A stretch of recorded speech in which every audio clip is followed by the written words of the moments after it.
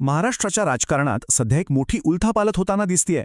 अनेक वर्षांपासून एकमेकांचे राजकीय प्रतिस्पर्धी असलेले दोन मोठे नेते, दोन भाऊ आता एकत्र येत आहेत. पण प्रश्न हा आहे की हे पुनर्मिलन राज्याच्या राजकारणाला खरंच एक नवी दिशा देईल का? आज आपण याच मोठ्या राजकीय घडामोडीचा जरा खोलात जाऊन आढावा घेणार आहोत. ठाकरे बंधू म्हणजे उद्धव ठाकरे आणि राज ठाकरे यांनी येणाऱ्या निवडणुकांसाठी एकत्र येण्याचा निर्णय घेतलाय. तर मग या नव्या आघाडीमागे नेमकी काय गणितं आहेत, चला समजून घेऊया. या विश्लेषणामध्ये आपण काही महत्त्वाच्या गोष्टी पाहणार आहोत. सगळ्यात आधी ही आघाडी नेमकी कशी झाली, त्यांच्या त्या निर्णायक बैठकीत काय काय ठरलं, निवडणुकीच्या मैदानात ते कोणत्या रणनीतीने उतरणार आहेत, आणि हो, या आघाडीचे मुख्य चेहरे कोण असतील, या सगळ्या प्रश्नांची उत्तरं आपण शोधणार आहोत. चला तर थेट मुद्द्यालाच हात घालूया. अनेक वर्षांची राजकीय कटुता मागे सारून उद्धव ठाकरे आणि राज ठाकरे यांनी आगामी महानगरपालिका निवडणुका एकत्र लढवण्यासाठी आता अधिकृतपणे आघाडी केली आहे. ही काही साधीसुधी राजकीय घडामोड नाहीये बरं का. विचार करा, दोन भाऊ जे इतकी वर्ष महाराष्ट्राच्या राजकारणात दोन वेगवेगळ्या वाटांवर चालत होते, ते आता एकाच मंचावर येणार आहेत. या एका बातमीनेच राजकीय वर्तुळात मोठी खळबळ उडवून दिली आहे. पण ही फक्त एक वरवरची घोषणा आहे की यामागे काहीतरी ठोस योजना आहे? याचं उत्तर मिळतं ते शिवतीर्थावर झालेल्या त्यांच्या तब्बल 4 तासांच्या मॅरेथॉन बैठकीमध्ये.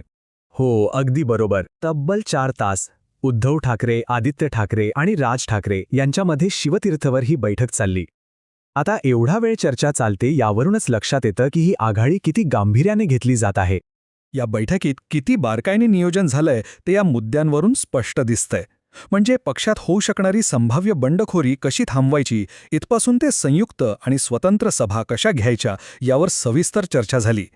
इतकंच नाही तर विरोधकांना घेरण्यासाठी एक संयुक्त जाहीरनामा, प्रचाराचं थीम सॉन्ग कसं असेल यावरही विचार झालाय. आणि सगळ्यात महत्त्वाचं म्हणजे शेवटची संयुक्त सभा शिवाजी पार्कवर घेण्याचा निर्णय झालाय, जे ठाकरे राजकारणाचं एक शक्तीस्थळ मानलं जातं. ठीक आहे, म्हणजे प्लॅनिंग तर एकदम पक्कं झालंय, पण याची अंमलबजावणी कधी सुरू होणार? चला आता त्यांच्या प्रचार योजनेच्या वेळापत्रकावर एक नजर टाकूया.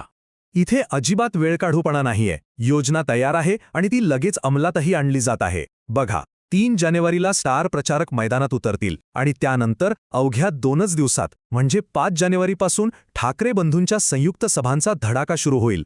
आता कोणत्याही राजकीय लढाईमध्ये भौगोलिक रणनीती खूपच महत्त्वाची असते. पाहूया या आघाडीने कोणकोणत्या शहरांना आणि भागांना आपल्या निशाण्यावर ठेवलंय आणि का. त्यांची रणनीती किती विचारपूर्वक आखलेली आहे हे यातून लगेच दिसतं.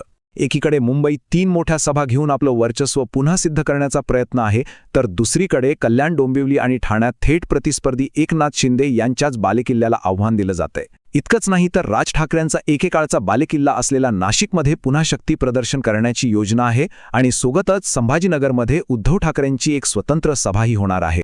कोणतीही निवडणूक जिंकण्यासाठी महत्त्वाचे आणि लोकप्रिय चेहरे लागतातच. तर मग ह्या आघाडीच्या प्रचाराची धुरा सांभाळण्यासाठी कोणकोणते नेते मैदानात उतरणार आहेत हे पाहणं महत्त्वाचं ठरेल. ही यादी पाहिली की एक गोष्ट लगेच लक्षात येते.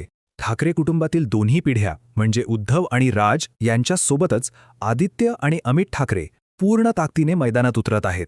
पण फक्त कौटुंबिक चेहरेच नाहीत, तर संजय राऊत आणि सुषमा अंधारे यांच्यासारखे आक्रमक आणि लोकप्रिय वक्तेसुद्धा प्रचाराची धुरा सांभाळणार आहेत. म्हणजे अनुभव, तरुण जोश आणि आक्रमकता यांचा एक जबरदस्त मिलाप इथे दिसतोय. तर मग या सगळ्या विश्लेषणानंतर तोच मूळ प्रश्न पुन्हा एकदा समोर येतो. अनेक वर्षांचं राजकीय वैर विसरून एकत्र आलेले हे ठाकरे बंधू, त्यांची ही अचूक रणनीती आणि तगड्या प्रचारकांची फौज, ही नवी आघाडी महाराष्ट्राच्या राजकारणाचं भविष्य खरंच बदलू शकेल का? ह्याचं उत्तर तर येणारा काळच देईल.